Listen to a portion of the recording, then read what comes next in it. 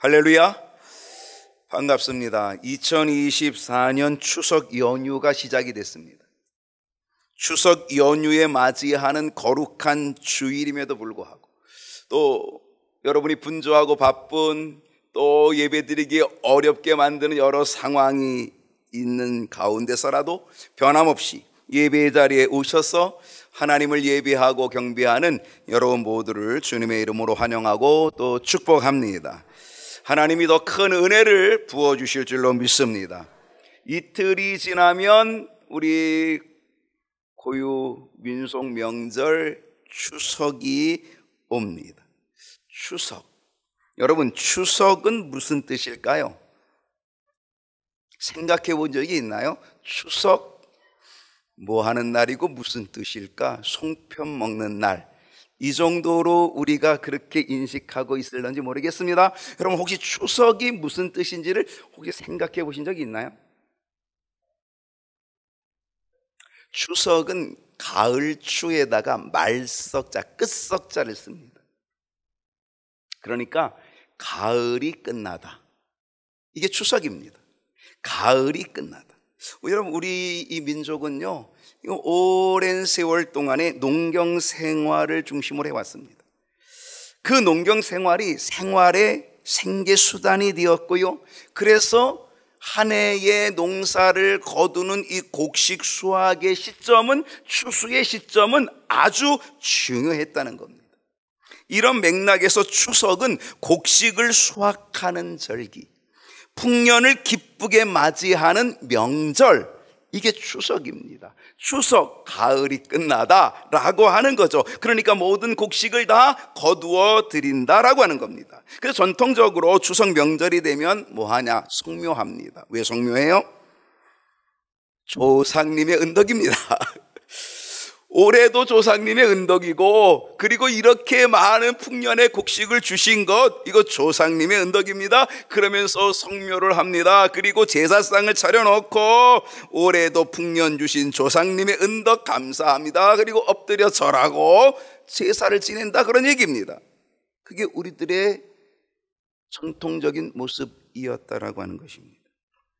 또 가족들이 함께 모입니다. 그리고 풍년을 기뻐하면서 수확의 감사, 그리고 그 수확을 통하여서 얻은 다양한 음식을 만들어 가지고 그걸 먹고 나누면서, 특별히 농경사회는 다 인력이 필요합니다. 가족의 인력이 필요합니다. 그렇기 때문에 그 시간에 가족의 결속력을 가지고, 그리고 가족의 사랑을 강화시켜서 우리가 또다시 열심히 일해서 또다시 풍년을 맞이하자, 아마 이러한 기회를 갖는 것, 그런 의미에서 추석을 보내왔다는 것입니다. 근데 이 추석은요, 영적으로 바꾸면은 추수감사절입니다. 우리는 추수감사절을 11월 세 번째 주일날 지키고 있습니다만은요, 아무튼 이 추석은 이 영적으로 얘기하고 교회적으로 얘기하면 추수감사절이 됩니다. 우리는 추석을 통해서 부모님, 조상님의 수고와 헌신을 생각하는 것, 귀한 일입니다. 좋은 일입니다. 감사하는 마음, 아름다운 일입니다. 그러나 우리의 모든 삶을 풍성하게 인도하신 분은 우리는 하나님이신 줄을 믿습니다. 살아계시고 역사하시고 섭리하시는, 이 자연을 주관하시고 우주를 창조하시고 주관하시는 하나님이심을 우리는 믿어 그 하나님께 감사해야 되는 줄로 믿습니다. 물론 추석이 부모님께 효도하는 것, 물론 추석을 통하여 감사하는 마음을 갖는 것은 아주 좋은 일이죠. 그러나 역사하시는 하나님, 섭리하시는 하나님, 살아계신 하나님, 주관하시는 하나님, 그 하나님께 감사하는 추석 명절이 될 수 있기를 간절히 소망합니다. 아까도 얘기했지만 추석은 뭐다? 가을추 끝석이라고 하는 거죠. 가을이 끝난다라는 것입니다. 어떻습니까? 지금 가을이 끝난 것 같습니까? 제가 보기에는 시작도 안 했습니다. 추석을 다른 명절로, 다른 말로 또 뭐라고 부르냐면 중추절이라고 부릅니다. 중추절. 무슨 말인가요? 중자는 가운데 중자를 썼습니다. 추자는 가을 추입니다. 그러니까 가을의 중간에 있는 절기, 이게 추석이라고 하는 겁니다. 우리나라는 참 좋은 나라입니다. 왜냐하면요, 사시사철이 있습니다. 기후온난화가 시작이 되어서 지금 여름이 되게 길어지고 있고, 앞으로는 이제 여름이 점점 더 길어진다라고 하는 예고가 있지만 아직까지는 그래도 우리는 사시사철을 살고 있습니다. 봄, 여름, 가을, 겨울 네 절기를요 12달로 나누면 어떻게 됩니까? 한 절기가 3개월씩, 봄도 3개월, 여름도 3개월, 이렇게 3개월씩 되어 있다는 거죠. 근데 이 추석은 뭐다? 중추절. 이 중추절은 가을의 중간이라고 하는 것입니다. 가을의 중간에 끼어 있는 절기라고 해서 추석, 중추절 그렇게 불려집니다. 그런데 저는 이제 이 말이 옛말이 된 듯 싶다, 이런 생각을 해봅니다. 2024년 추석 이제 이틀 남겨놓습니다. 그런데 여전히 가을의 중간이 아니라, 가을이 끝나는 게 아니라 한여름입니다. 낮의 온도는 30도가 훨씬 넘었습니다. 밤의 온도도 25도.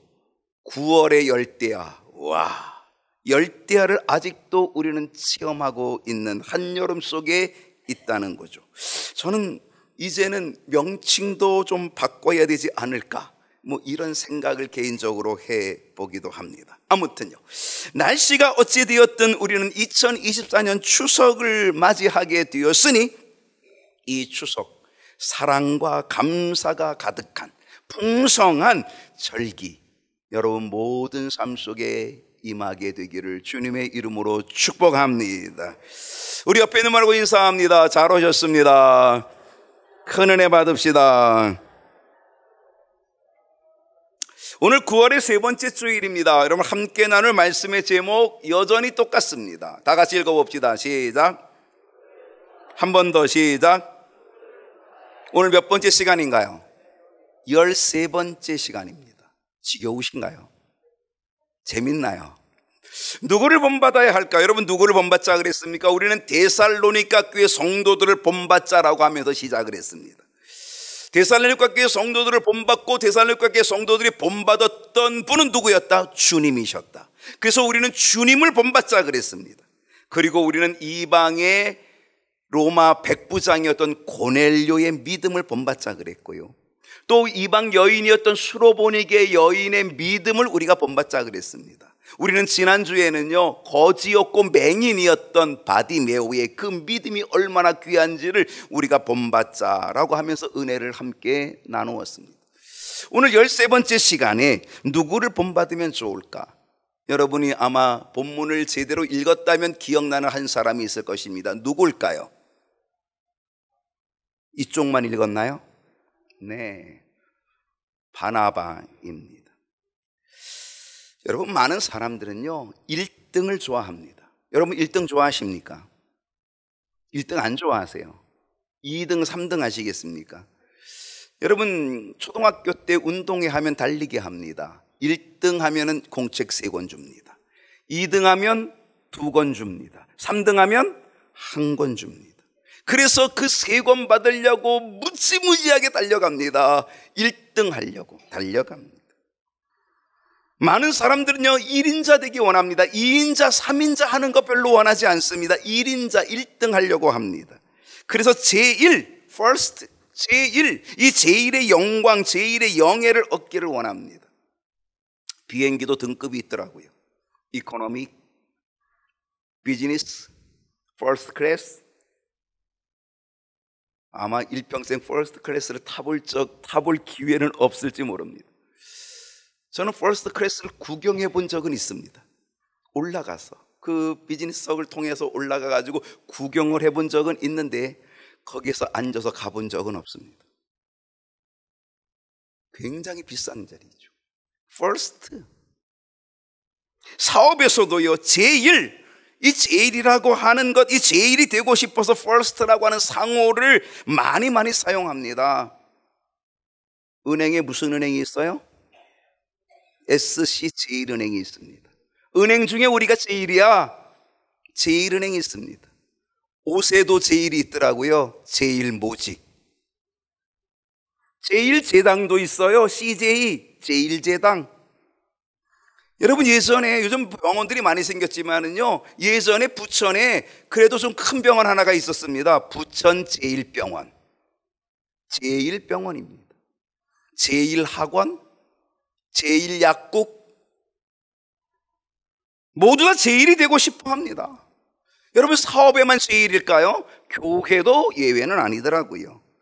부천 제1교회, 부산 제1교회, 인천 제1교회, 교회도 제일 되고 싶어가지고 다 제일자 붙입니다. 제일 빼앗기면 뭐 하는지 아세요? 그 다음엔 중앙 붙입니다. 우리가 중심이야, 우리가 중앙이야, 우리가 기준이야. 그래서 전부 인천중앙교회 중앙 붙입니다. 다 뭐가 되고 싶은 거예요? 1등 되고 싶은 겁니다. First 되고 싶다 이거죠. 여러분, 교회만 그렇습니까? 직분도 그렇더라고요. 담임 목사가 있으면 부목사가 있는데, 부목사도요, 수석 부목사가 있습니다. 수석 장로가 있고요, 수석 부회장이 있고요. 다 수석을 좋아합니다. 다 1등 되고 싶은 거죠. 그래도 그 분야에 1등 하고 싶은 겁니다. 그런데요, 1등이 되는 것에 목표를 두고 달려가면은요, 내가 걸어가야 될 그 길에서 정도를 벗어나는 일이 비일비재합니다.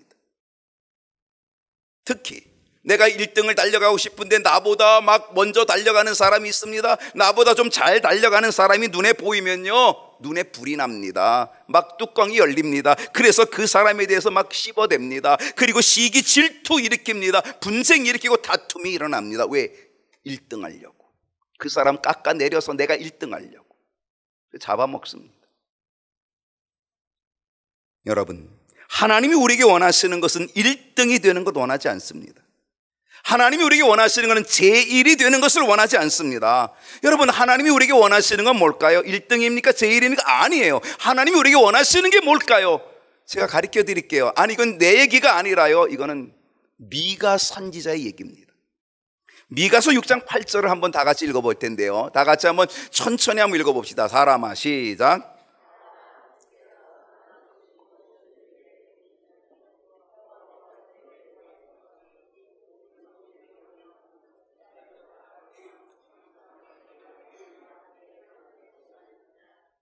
지금 미가 선지자가 하나님의 원하심이 뭔지를 우리에게 가르쳐 줍니다. 사람아, 인간아, 정신 차려, 이런 얘기입니다. 너 지금 1등, 너 제일 퍼스트 되고 싶어? 아니야. 하나님이 원하시는 건 그거 아니야. 사람아, 인간아, 너 정신 차려, 이런 얘기예요. 사람아, 주께서 선한 것이 무엇임을 내게 보이셨나니 여호와께서 내게 구하시는 것, 하나님이 너에게 원하시는 것은 뭐라 그랬어요? 오직 뭐다? 정의를 행하는, 하나님의 공의를 구하고 하나님의 뜻을 따라서 하나님의 뜻이 뭔지를, 하나님의 뜻이 무엇인지를 이루어드리고자 하는 마음, 이거 하나님 원하신다 이거죠. 그리고 뭘 원하신다? 인자를 뭐하는 것? 사랑하는 것. 사랑해야 합니다.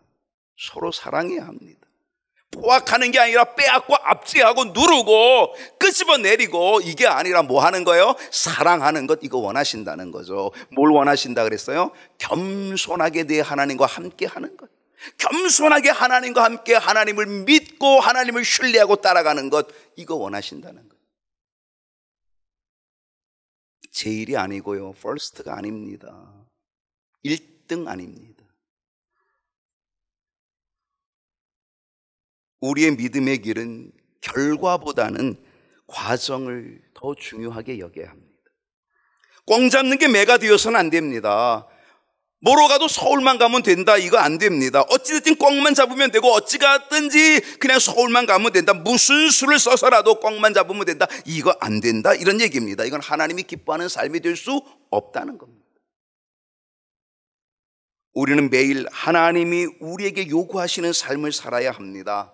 하나님과 교회가 바라는 사람이 되어야 합니다. 오늘 바로 그러한 사람을 저는 성경에서 찾아보기를 원하고, 그리고 여러분에게 소개하면서 본받기를 원합니다. 그 사람이 누구예요? 바나바입니다. 한번 따라 합시다. 바나바. 바나바. 여러분, 이 바나바는요, 그 이름을 앞으로 불러도 바나바고요, 뒤로 불러도 바나바입니다. 바나바, 앞으로 불러도 바나바, 뒤로 불러도 바나바. 이 바나바는 앞으로 보나 뒤로 보나 본받고 싶은 사람입니다. 이 바나바는 앞으로 보나 뒤로 보나 본받으라고 권하고 싶은 사람이 바나바입니다. 오늘의 주제입니다. 우리는 바나바에게서 무엇을 본받아야 할까요?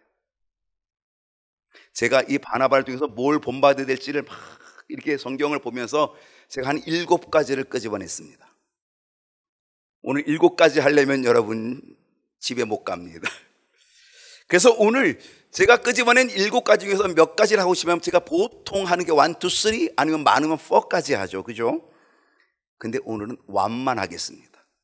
대단히 좋아하시는 것 같아요. 하나만 한다고 하니까. 네, 오늘 하나만 하겠습니다. 바나바를 통해 뭘 본받아야 될지 오늘 하나만. 여러분 다 잊어버리고 가도 요 하나만 잊어버리고 가지 않기를 바랍니다. 뭘 본받아야 될까? 그 하나가 뭐냐면 뭐라고요? 중간 역할입니다. 다른 거 다 잊어버려 좋아요. 오늘 바나바를 통해 나는 뭘 배워야 되냐, 나는 뭘 본받아야 되냐, 그러면 중간 역할, 이거 본받아야 된다. 여러분 요즘 한간에 얼마 전에 이 사회적으로 큰 이슈가 됐던 이 문제가 하나 있었어요. 그것이 뭐냐면 전세 사기 사건입니다. 우리 인천의 미추홀구에도 이 전세 사기 사건으로 이 땅을 치고 통곡한 사람들이 얼마나 많은지 모릅니다. 그 피 같은 돈을 다 빼앗긴 거예요. 다 잃어버린 거예요. 정부가 특별 단속으로 검거한 사람이요 8,323명이고요 그 중에 610명을 구속시켰습니다.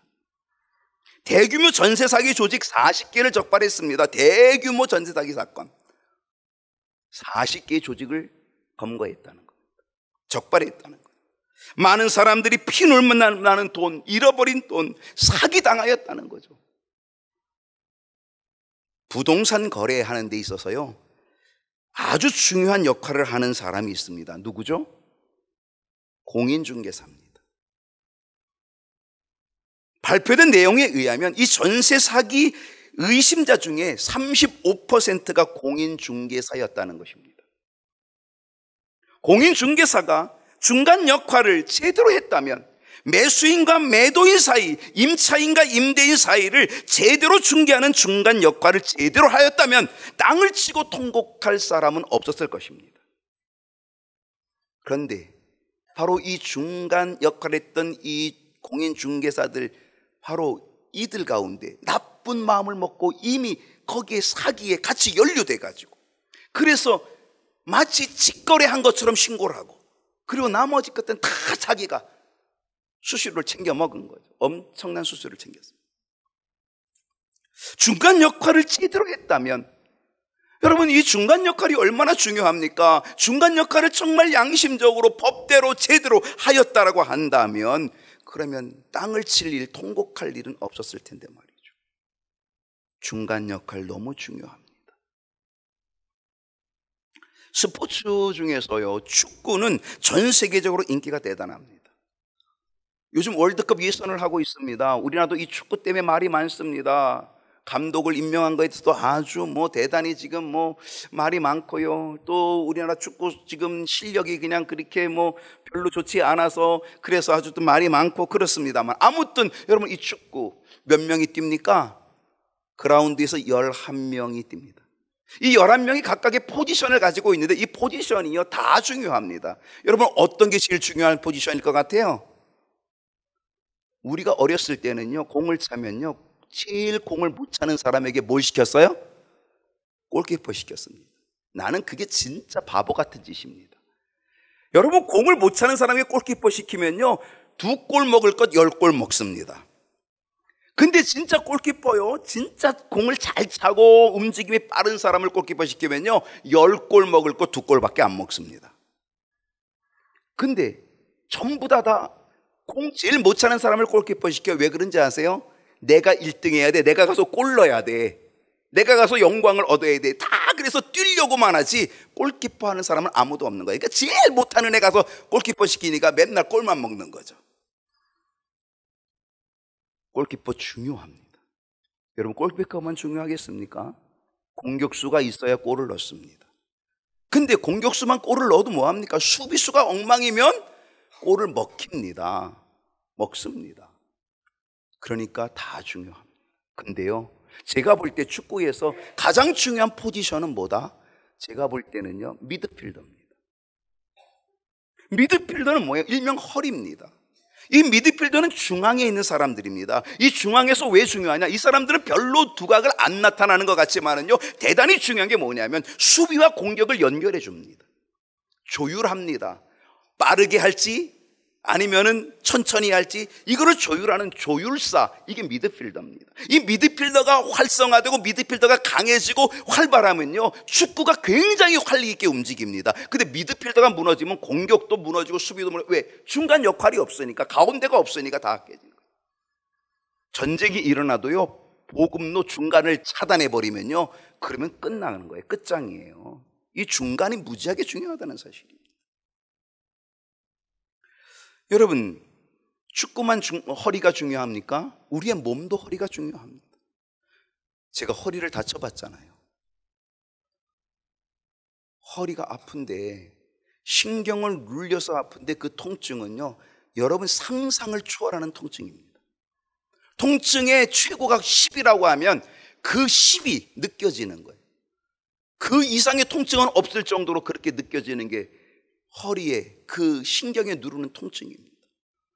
화장실은 가고 싶고 억지로 기어서 화장실을 갔는데 나오지를 못하고 쓰러집니다. 그리고 등으로 조금씩 기어서 한 10분 만에 나옵니다. 그 통증, 한 발자국도 움직일 수 없는 그 아픔, 뭐 때문에? 허리가 아프면 다리를 쓸 수 없습니다. 그 고통을 느껴보는데, 지금 제가 이렇게 운동하고 이렇게 서 있고 설교한다는 건 이건 기적이죠. 너무 감사한 거죠. 저는 이 허리가 얼마나 중요한지를 체험해봤다라고 하는 사실입니다. 여러분, 이처럼 중간 역할 대단히 중요하다라고 하는 것이죠. 우리가 바나바를 통해서 본받아야 될 것이 뭐라 그랬어요? 오늘 한 가지 얘기한다 그랬습니다. 뭐 얘기한다 그랬어요? 중간 역할. 그 당시 사울이라는 인물이 있었습니다. 이 바울이죠, 바울. 이 사울이라고 하는 이 인물은 교회의 핍박자였습니다. 그것도 어느 정도 핍박이었냐면 아주 악랄하게 교회를 핍박한 핍박자였습니다. 초대교회 7집사가 있었잖아요. 그 7집사 중에 스데반 집사를 돌로 쳐 죽이는데 가담한 사람이 누구였다? 사울이었습니다. 그 사울은 다메섹까지 원정을 갑니다. 예수 믿는 자들을 잡아오도록 체포영장, 공문을 받아 가지고 간 사람이 누구다? 바로 사울입니다. 악명 높은 사울. 바울은 자기 자신을 훗날 이렇게 고백합니다. 나는 죄인 중에 괴수였다. 나는 죄인 중에 정말 괴수였다. 이렇게 고백합니다. 사도행전 8장 3절을 보면 이렇게 되어 있습니다. 사울이 교회를 어떻게 했다고요? 사울이 교회를 잔멸했어요. 사울이 교회를 잔멸했다는 겁니다. 여러분, 제2차 세계대전에 히틀러, 그 나치 하에 유대인들이 몇 명이 죽었습니까? 600만 명이 죽었습니다. 전 세계 유대인들이 1800몇만 명인데 흩어진 유대인들이 1800만 명, 그 중에 3분의 1을 색출해가지고 다 죽인 거예요. 3분의 1, 600만 명. 인천시 인구가 300만 명, 이 2배 되는 사람을 다 죽여버린 거예요. 집집마다 찾아다니면서 유대인 다 끄집어내고 다 끌어다가 죽였다는 거죠. 누가 그 일을 한 거예요? 사울이 그 일을 하는 거예요. 사울이 교회를 잔멸하는 겁니다. 각 집에 들어간 남녀를 끌어다가 옥에 넘겼습니다. 얼마나 많은 사람을 잡아갔겠습니까? 얼마나 많은 사람을 죽였겠습니까? 정말 게시타포와 같은 사울입니다. 악랄합니다. 이런 사울을 하나님께서 놀랍게 역사하십니다. 하나님이 놀랍게 은혜를 입혀주십니다. 다메섹 도상에서, 그가 예수 믿는 자들을 잡으러 가는 다메섹 도상에서 하나님이 강한 빛을 그에게 비춰줘서 그가 눈이 멀어 말에서 떨어집니다. 그리고 엎드립니다. 그리고 그 귀에 음성이 들려오며, 누구의 음성? 자기가 그토록 핍박했던 예수님의 음성이 들려옵니다. 사울아 사울아 어째 내가 나를 핍박하느냐, 나는 내가 핍박하는 나사렛 예수라 라고 하는 그 음성을 듣게 됩니다. 눈은 멀었고 음성은 들려옵니다. 이 놀라운 체험을 하고, 그래서 사람들의 손에 이끌려 동네로 들어갑니다. 거기서 누구를 만나요? 아나니아 선자를 만납니다. 이 아나니아 선자가 사울에게 안수합니다. 눈에서 비늘 같은 것이 떨어져 벗겨져 가지고 다시 보게 되었다는 겁니다. 사울은 놀라운 체험을 합니다. 회심합니다. 변화됩니다. 그리고 이제는 자기의 모든 삶을 다 청산하고 이제는 그리스도의 사람, 이제는 예수의 사람, 이제는 예수의 제자가 되게 되었다는 거죠. 회심의 놀라운 은혜를 입은 사람이 바로 사울이었다라고 하는 사실입니다. 그런데 그 사울에게 문제가 생겼습니다. 회심한 사울에게 문제가 생겼습니다. 무슨 문제가 생겼냐? 사도행전 9장 26절을 다 같이 한번 읽어봅니다. 시작.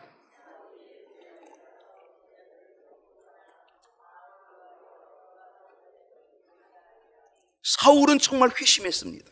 사울은 변화됐습니다. 그리고 그도 그리스도인이 되었고 그리스도의 제자가 되었습니다. 그리고 놀라운 간증이 다메섹에서부터 펼쳐졌습니다. 놀라운 은혜와 영적인 체험이 있었고요. 그것을 고백하고 증거하는 자가 되었다는 거죠. 그래서 그는 어떻게 했어요? 이제 예루살렘 교회를 향해 올라갔습니다. 그리고 예루살렘에 가서 제자들을 만나고 제자들을 사귀고자 했는데 어느 누구도 사울을 상대해 주는 사람이 없습니다. 사울을 만나주는 사람이 없습니다. 사울을 인정해 주는 사람이 없습니다. 다 두려워해서 그를 왕따시킵니다. 그가 제자됨을 믿지 아니했다는 겁니다. 여러분이 사울이라면 여러분은 어떻겠습니까? 나는 정말 회심했는데, 나는 정말 예수를 믿는데, 나는 정말로 변화되었는데, 근데 나를 받아주지 않아. 나를 무시하고 있고, 나를 멸시하고 있고, 나를 두려워하고 있고, 나를 벌레 보듯이 하고 있는 그 모습, 그 상황이 된다면 여러분 어떻게 하시겠습니까? 왜 이런 일이 벌어진 겁니까? 예루살렘 교회 성도들은 사울에 대해서 이미 알고 있었습니다. 악명 높은 핍박자, 포악자, 살인자로 알고 있었습니다. 그렇기 때문에 그가 변화되었다라고 하는 이것 믿지 않았습니다. 너무나 악명 높았기 때문입니다. 모두 다 두려워했습니다. 그리고 변화되었다고 해도 가까이 가고 싶지가 않았던 거죠. 그의 회심과 제자됨을 믿지 않았습니다. 혹시 가짜로 해서 우리들을 다 잡아가려고 하는 것 아닐까? 별의별 생각을 다 했겠지요. 그러니 사울을 가까이 할 사람은 아무도 없었다는 겁니다. 바로 그때 나타난 사람이 누구다? 바나바였습니다. 어느 누구도 받아주지 않을 그때에 나타난 사람 바나바. 27절의 말씀을 봅니다. 바나바가 때리고, 누구를 데리고? 바로 이 사울, 누구도 멸시하고 누구도 쳐다보지 않는 이 사울을 바나바가 데리고 사도들에게 갑니다. 그리고 그가 길에서 어떻게 주님을 만났는지, 주님께서 어떤 말씀을 그에게 들려주셨는지, 그가 어떻게 변화되어서 다메섹에서 예수를 어떻게 증거하는 전도자가 되었는지, 그것을 누가 변호해주고 누가 보증해줬냐? 바나바가 해준 겁니다. 여러분, 바나바는 초대교회 아주 중요한 일꾼이었습니다. 신임이 있는 일꾼이었습니다. 근데 자기의 그 신임 있는 일꾼의 그 모든 직임, 모든 직책, 모든 이름을 다 걸고 누구를 보증해 줬다고요? 누구든지 다 싫어하고 있는 사울을 보증해 줬다는 겁니다. 이 중간 역할을 한 사람이 누구다? 바나바였다는 사실입니다. 그 결과 어떻게 됩니까? 28절 말씀을 보게 되면 사울이 제자들과 함께 있게 되었다는 겁니다. 어떤 제자도 사울과 함께 하려고 하지 않았습니다. 다 내쳤습니다. 그런데 사울이 제자들과 함께 있게 되었고 예루살렘에 출입할 수 있게 되었다는 겁니다. 29절 말씀을 보게 되면 또 주 예수의 이름으로 담대히 증거하는 전도자가 되었다는 겁니다. 여러분, 이렇게 된 이유가 뭘까요? 이렇게 된 역사가 뭡니까? 바나바의 중간 역할이 있었기 때문이라는 사실이에요. 여러분, 이 중간 역할은 이렇게 중요합니다. 여러분, 만약에 바나바가 없다면 저는 바울은 있을 수 없다고 생각합니다. 바나바가 있었기 때문에 바울이라고 하는 인물이 생겼던 거고요. 기독교 역사에 새로운 획을 걸 수 있는 역사가 나타난 거죠. 바울이 정말 귀한 존재고 인물이지만 그 귀한 존재와 인물을 만들어낸 사람이 누구냐? 그 중간 역할을 한 사람이 바로 바나바였다는 거죠. 이뿐입니까? 바나바의 중간 역할은 여기서 끝나지 않습니다. 사도행전 15장 36절을 보십시다. 며칠 후에 바울이 바나바더러 말하되 우리가 주의 말씀을 전한 각성으로 다시 가서 형제들이 어떠한가 방문하자 그랬어요. 이거는 시간이 좀 지난 다음입니다. 세월이 좀 지난 다음에 이제 이 바울이 회심하고 이제 또한 전도하는 일을 열심히 합니다. 전도해서 각기 이제 돌아다니면서 지역마다 돌아다니면서 교회를 세우고 그리고 믿는 자들을 세워나가는 그런 일을 했습니다. 그리고 나서 얼마가 지난 다음에 이 바울이 바나바더러 이렇게 제안을 합니다. 우리가 예전에 가서 전도했던 그 전도 구역을 또다시 한번 우리가 돌아보자. 그래서 그 교회를 든든히 세우고 그들을 좀 만나서 어떠한가, 그 형제들이 정말 믿음으로 잘 지키고 있는가 한번 다시금 방문해 보자, 이런 제안을 합니다. 그때에 바나바가 이렇게 말을 했습니다. 37절에 이렇게 얘기합니다. 바나바가 마가도 데리고 가자. 우리가 가는 이 전도 여행에 마가도 함께 데리고 가자라고 그렇게 바나바가 제안을 했습니다. 그랬더니 바울이 뭐라고 말을 했냐면 아주 강력하게 바울은 밤빌리아에서 자기들을 떠나 함께 일하러 가지 아니한 자를 데리고 가는 것이 옳지 않다.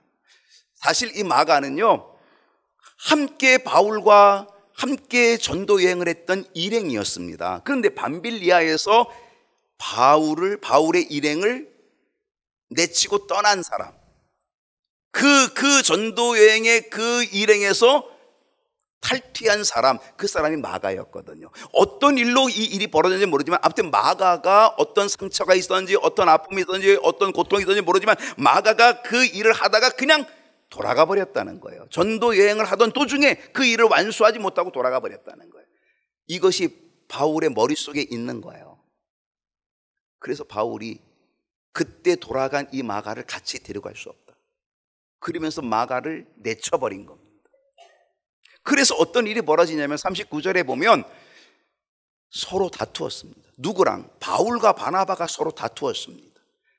바나바는 데리고 가자 그러고 마가를, 바울은 안 된다고 하고 이 다투었습니다. 그래서 결국 합의가 안 돼가지고 바나바가 마가를 데리고 따로 가고, 그리고 바울은 누구를 데리고 가냐? 40절에 보면 바울은 신라를 데리고 빌립보로 갑니다. 각기 움직이게 되는 그런 모습을 보게 된다라고 하는 겁니다. 바울은 마가를 내쳤습니다. 바나바는 마가를 데리고 가자라고 그렇게 이야기를 했지만 바울은 마가를 내쳐버렸습니다. 그 바울이 내쳐진 이 마가를 누가 붙잡았다? 바나바가 붙잡았습니다. 그리고 그를 함께 데리고 이 바나바는 마가와 함께 전도 여행을 갑니다. 저는 바나바가 마가를 데리고 간 이 전도 여행이 마가에게는 너무너무 중요한 시간이었다고 생각을 합니다. 왜?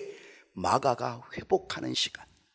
물론 자기의 잘못을 알고 있었을 겁니다. 예전의 잘못을. 그렇기 때문에 이 마가는 바나바와 함께 전도하는 그 전도 여행의 시간이 이 마가로서는 회복의 시간, 재충전의 시간이 분명히 될 수 있었다라고 하는 사실이죠. 여러분, 마가에게 바나바가 없었다라고 한다면 마가는 어떻게 되었을 것 같습니까? 여러분이 마가였다면 바울이 내친 상처를 이 마가가 가지고 어떻게 됐을 것 같아요? 어쩌면 이 마가가 믿음의 길을 포기하고 믿음의 길을 떠날 수도 있었을 것이고, 아니 믿음의 길을 떠나지 않았다 할지라도 이 마가는 아마 의기소침해가지고 그냥 그저 그러한 사람이 되고 말았을지도 모릅니다. 그런데 바울이 내쳤던 이 마가를 바나바가 붙잡고 함께 전도 여행을 가서 그를 세워주고 그를 회복시켜주므로 이 마가는 초대교회의 아주 중요한 훌륭한 일꾼이 된 줄로 믿습니다. 어떻게 일꾼이 된 줄로 아느냐? 그 결과가 있습니다. 디모데후서 4장 11절을 보게 되면 훗날 바울의 이제 말년에, 바울이 이제는 로마에 가서 순교하기 전에 자기 믿음의 아들 디모데에게 편지를 보내면서 이렇게 얘기합니다. 누가만 나와 함께 있다. 내가 올 때에 마가를 데리고 오라. 내가 올 때에 마가를 데리고, 바울이 예전에 내쳤던 이 마가를 데리고 오라. 그러면서 뭐라고 얘기했어요? 그가 나의 일에 뭐하니라? 유익하니라. 여러분, 무익한 존재라고 해서 내쳤던 이 마가, 그런데 이 마가를 데리고 오라고 얘기합니다. 그가 나에게는 무익한 자가 아니라 어떤 자가 됐다? 유익한 자가 되었다라고 얘기합니다. 예전에 무익했던, 그래서 내쳤던 이 마가가 이제 유익한 자가 되어서 데리고 오라고 부탁할 정도. 어떻게 이런 일이 벌어질 수 있었을까요? 바로 바나바라고 하는 인물이 있었기 때문입니다. 바나바의 중간 역할이 있어서 마가를 세워줬기 때문에 마가는 초대교회의 아주 중요한 일꾼이 되었다라고 하는 사실입니다. 중간 역할, 너무 중요합니다. 바나바가 중간 역할을 잘하여 마가를 회복시켰고, 끝내 초대교회 바울도 필요할 만큼, 그를 데려오라고 할 만큼 귀한 일꾼이 되었다는 이 사실, 중간 역할 중요합니다. 경인교회 1등이 필요하지 않습니다. 제1이 필요하지 않습니다. 경인교회에 필요한 것은 바나바가 필요합니다.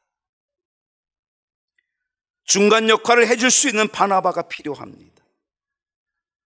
주님, 제가 바나바가 되겠습니다. 교회에만 바나바가 필요한 게 아니라 여러분의 가정에도 바나바가 필요합니다. 이번 추석에도 중간 역할 잘하는 바나바가 되어서 회복의 역사가 일어나는 은혜가 있기를 축복합니다. 기도하겠습니다.